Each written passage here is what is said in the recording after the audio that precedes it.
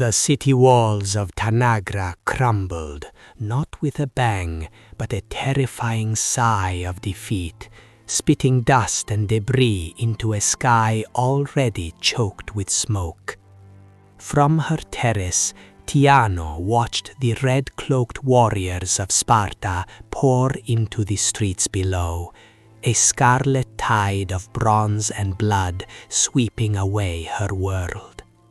She was 28 years old, mother to 2 small daughters, and she knew, with a certainty that froze her heart, what was coming. Every woman in Greece whispered the grim stories of Sparta's fate for the wives of vanquished enemies. But Tiano could not have known that her own particular destiny would be far worse than any campfire tale. A chilling legend whispered from mother to daughter as a stark warning. 3 hours after the city fell, the Spartan soldiers broke down her door. Tiano did not try to flee. There was nowhere to go. Her husband had fallen defending the east gate. Her 2 sons, just boys of 16 and 14, lay dead beside their father. All that remained were she, her 9-year-old Clea, and little 6-year-old Nico. The warriors who stormed her home were not the mindless brutes of popular imagination. These were disciplined soldiers following specific protocols of conquest, refined by Sparta over centuries of brutal warfare. To grasp what awaited Tiano in the coming hours and years, one must first understand the chilling core of the Spartan system, a society built entirely around war, domination, and the systematic erosion of resistance. Sparta was more than a militarized city-state. It was a social machine designed to produce warriors and perpetuate absolute control through calculated terror. While Athens nurtured democracy and philosophy, Sparta perfected methodologies of conquest that transformed military victory into permanent domination, achieved through the deliberate dismantling of enemy social structures. The Spartan system for managing conquered populations rested on a simple yet devastatingly effective principle.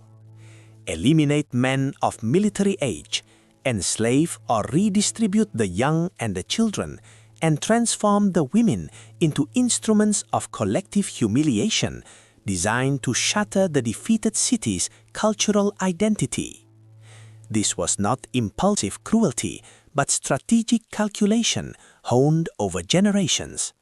Sparta understood that true conquest lay not in occupying land, but in crushing the will for any future defiance. Dragged to Tanagra's central square with hundreds of other women, Theano witnessed a scene of methodical organization. Spartan officers, easily identified by their scarlet cloaks and the transverse crests on their helmets, oversaw the separation of the women into distinct categories. Women over 45 were directed to a group on the left, destined for domestic servitude. Girls under 12 were torn from their mothers and placed in a third group, their fate still shrouded in terrifying uncertainty. Women between 12 and 45, the group to which Tiano belonged, were herded into the square center. It was then that Tiano saw her daughters ripped from her arms. Clea screamed, trying to cling to her mother, but a soldier pulled her away with chilling efficiency.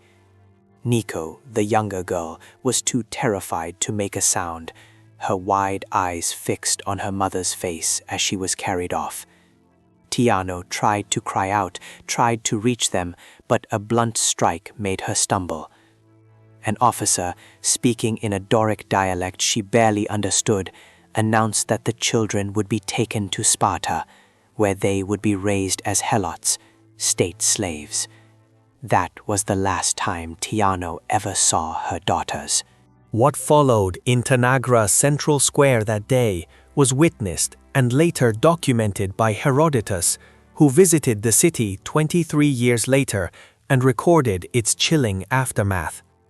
The 284 women of the central group, Theano among them, were subjected to what the Spartans called the ritual of breaking, a 3-day process designed to psychologically shatter the elite women of the enemy before determining their final fates. On the first day, the women were forced to strip completely naked before the entire assembled population of the city, both surviving Tanagrans and conquering Spartans. For Greek women of the upper class, raised from childhood with values of modesty and reclusion, this public exposure was a fundamental violation of everything that defined their identity and honor. Theano, who had been taught never to show her uncovered face to men outside her family, now stood exposed before hundreds of eyes. The humiliation was precisely calculated, not merely to degrade, but to utterly destroy her sense of self. For hours, the naked women endured physical inspection by Spartan soldiers who assessed their age, physical condition, and suitability for various forms of exploitation. This process, conducted with the cold detachment of evaluating livestock, included detailed examination of teeth, skin, muscles, and other features. Scribes accompanied the soldiers, diligently recording information on wax tablets: name, estimated age, physical condition, distinctive marks, scars, evidence of previous births. Each woman was reduced to an inventory entry, her life and identity condensed into a few lines of utilitarian description. Theano was recorded as a woman of approximately 28 years, wife of an officer, 2 documented births, good physical condition, no deformities, suitable for priority resettlement. This classification would determine her specific fate. Women deemed suitable for priority resettlement were reserved for the most insidious aspect of the Spartan system of conquest. They would be forced to marry Spartan soldiers and permanently relocated to Sparta, where they would live as legal wives, yet essentially captives, destined to produce Spartan children while carrying the constant memory of everything they had lost. On the second day of the ritual of breaking, the women were forced to participate in a collective ceremony of renunciation. One by one, they were compelled to publicly declare that they renounced the gods of Thebes, cursed the memories of their dead husbands, and swore loyalty to Sparta.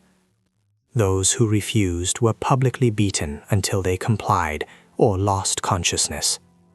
Theano watched 3 women whipped to death for persistent refusal to renounce their past.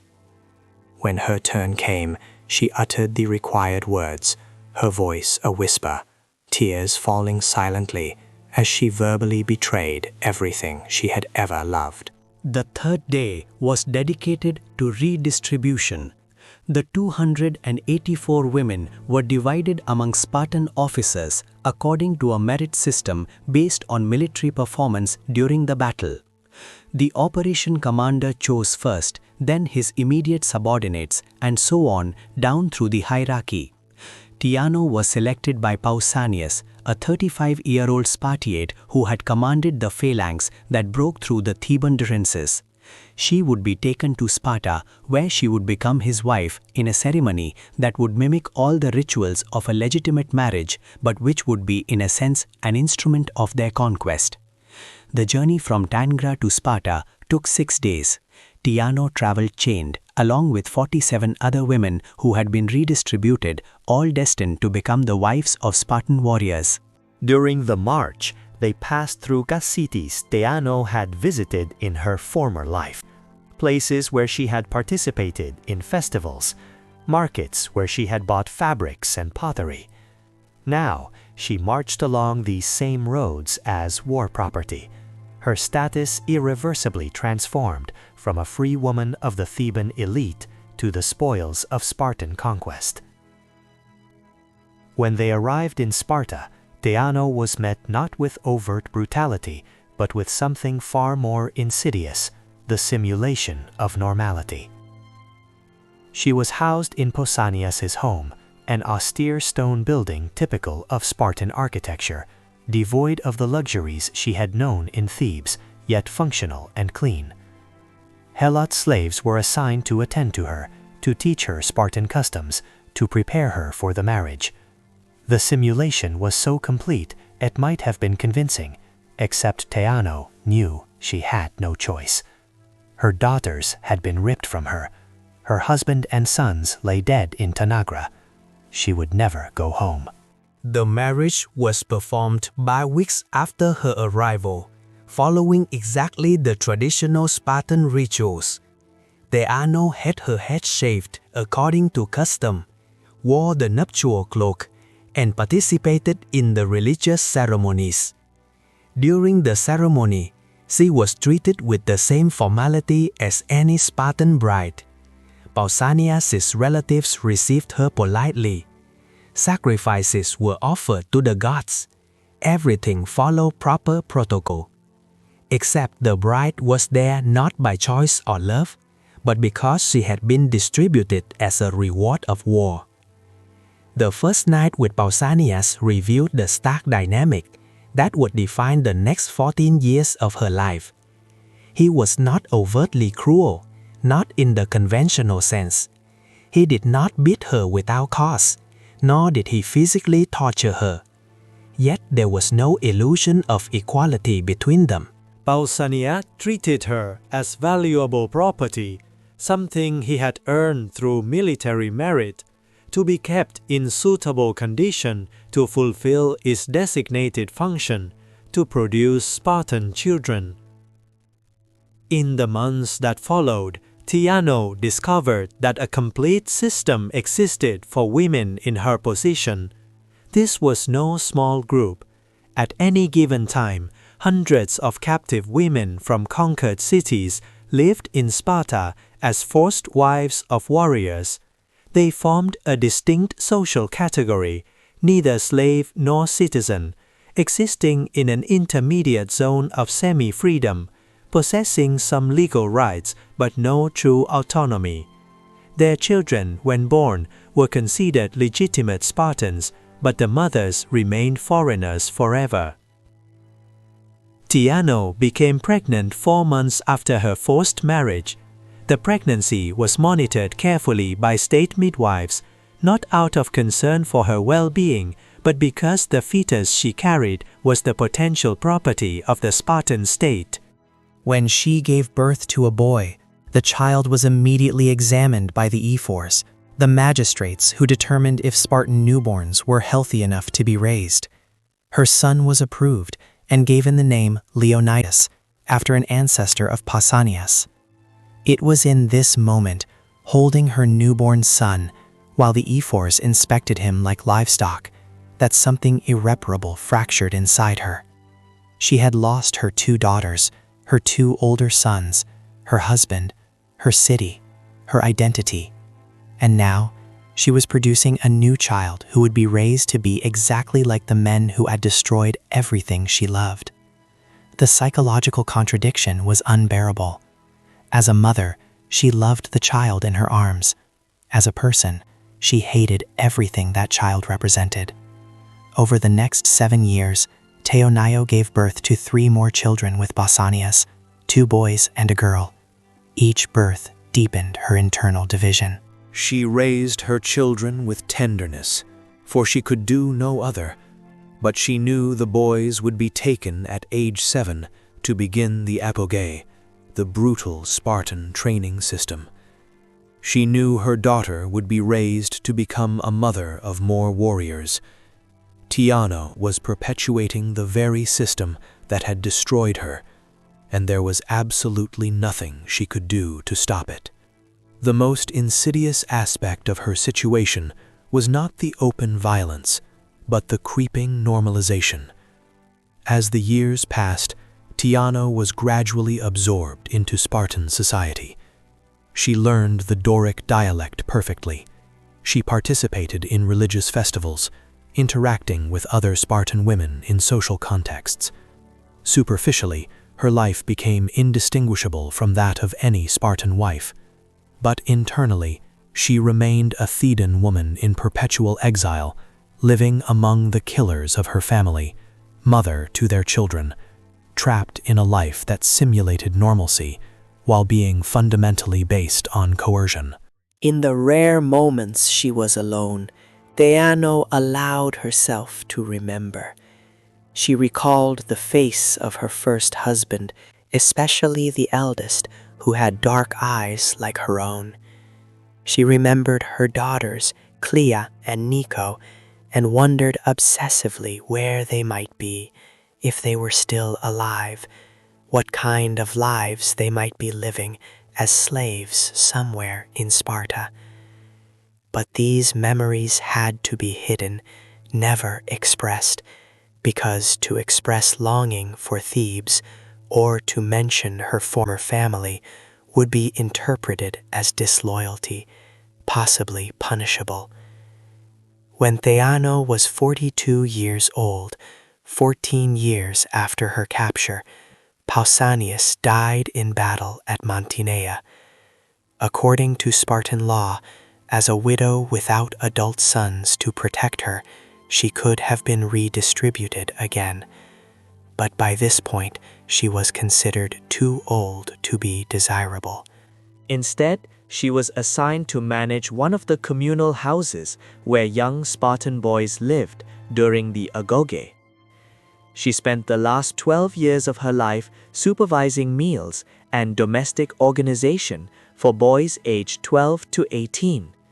Boys the same age her murdered sons had been when they died defending Tanagra. Fragmentary documents from Sparta, preserved in later author citations, mention that Theano became known among the young Spartans for her particular severity. She punished infractions with uncommon harshness, showing constant disapproval. The boys feared her and avoided her whenever possible. Modern historians have interpreted this as evidence that she had become completely Spartanized, adopting the values of her captors.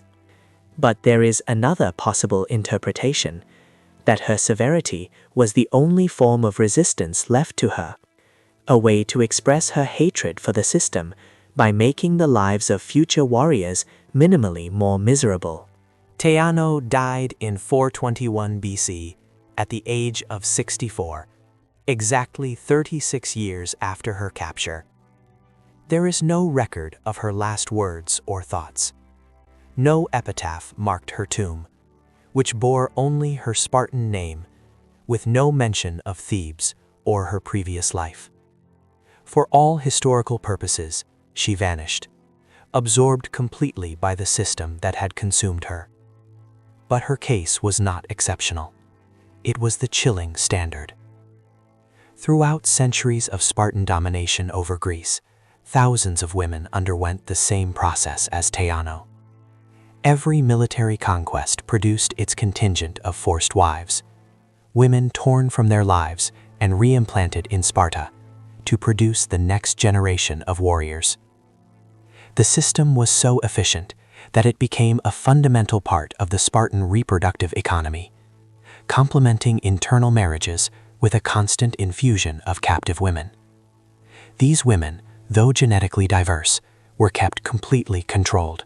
The most revealing aspect of this system is its sheer legality and cultural acceptance.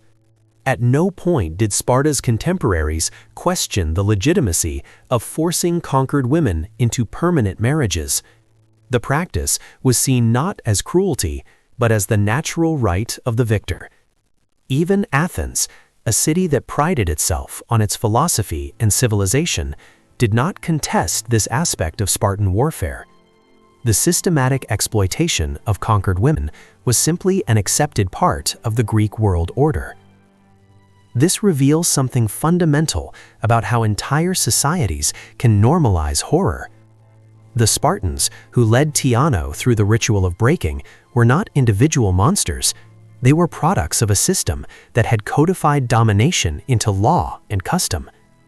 Pausanias, who took her as his forced wife, likely considered himself an honorable man, fulfilling his duty. The ephors, who inspected her children, genuinely believed they were serving the greater good of Sparta. Every participant in the system justified their actions within the larger structure.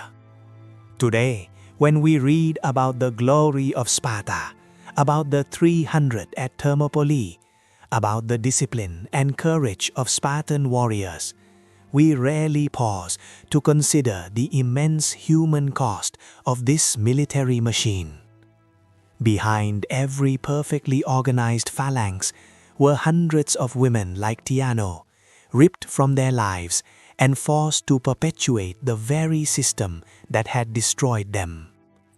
Behind every military victory lay rituals of breaking, forced redistributions, obliterated lives. Theano's story compels us to confront an uncomfortable truth, that societies can be simultaneously admirable in some respects and monstrous in others. Sparta produced remarkable warriors and political institutions that influenced Western civilization, but it also built its grandeur upon the systematic destruction of human lives. It thrived on the transformation of people into instruments, on the normalization of practices that we recognize today as profoundly dehumanizing. And perhaps the most disturbing aspect is recognizing that this pattern is not unique to Sparta. Throughout human history, countless societies built their greatness upon systems that exploited, brutalized, and discarded those considered other or enemy. Slavery, conquest, the sexual subjugation of defeated populations, these were not aberrations, but common features of civilizations that we often admire for their cultural or military achievements. Theano and the thousands like her, whose names were never recorded, remind us that history is not just a narrative of great men and epic battles. It is also the story of ordinary people whose lives were shattered by systems of power, people who suffered, who resisted in the smallest ways, and who were eventually forgotten. Yet their experiences reveal essential truths about the nature of power and human suffering. Her story survives only in fragments, citations preserved in later historical works that mentioned women from Tanagra being redistributed after the Spartan conquest. But these fragments are enough to reconstruct the system and to imagine what it meant to live within it. They are enough to understand that behind the Spartan mythology of invincible warriors lay a calculated system of destruction that transformed military victory into permanent domination through total control over the bodies and lives of conquered women. It is a stark reminder that the narratives we accept without question often hide deeper, more painful truths. The final decades of Theano's life, spent among the Spartan youths, were a silent testament to her enduring yet unexpressed rebellion. Day after day, she watched the boys, aged 12 to 18, evolve into the very instruments of the system that had undone her. They were the age her own sons had been when they died, the age her grandsons now approached. Her sharp criticisms, her severe demeanor, the way she made their lives minimally more miserable, as modern historians might interpret it, was her last solitary act of defiance. It was a rebellion so subtle, so interwoven with the fabric of Spartan life, that it could easily be dismissed as simply the behavior of a woman fully absorbed by her captor's culture.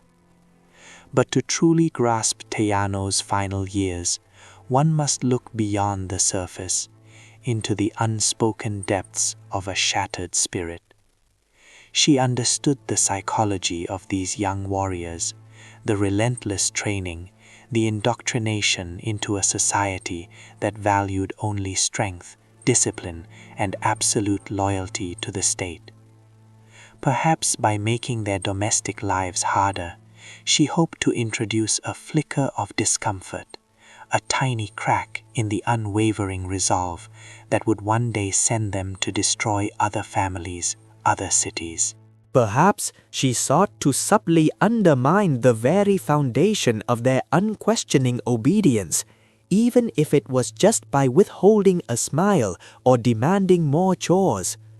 Her sternness was not mere cruelty, it was a carefully honed cool, the only weapon available to a woman stripped of all others. She would have seen her own children among these boys, the sons she bore for Pausanias, now growing into men who would embody the Spartan ideal. How did she reconcile the mother's love for these boys with the deep-seated resentment for what they represented? This internal conflict, a constant gnawing pain, must have been an agony far greater than any physical torment. She loved them because they were her flesh and blood, but hated the purpose for which they were being shaped. It is likely she saw in their youthful faces, in their burgeoning strength, not only her own sons, but also the specter of the soldiers who had dragged her from her home, who had torn her daughters from her arms. This daily confrontation with the living embodiment of her trauma, filtered through the love for her own children, was a unique form of torture, a constant reminder of her captivity, her loss, and her complicity. Her supposed Spartanization was a mask, a survival mechanism. She spoke their dialect, followed their customs, managed their households. But beneath the veneer of obedience, her Theban spirit, though scarred and wounded, persisted. She remembered the festivals of her youth, the comfort of her own home, the love of her first family. These memories, precious and dangerous, were her most guarded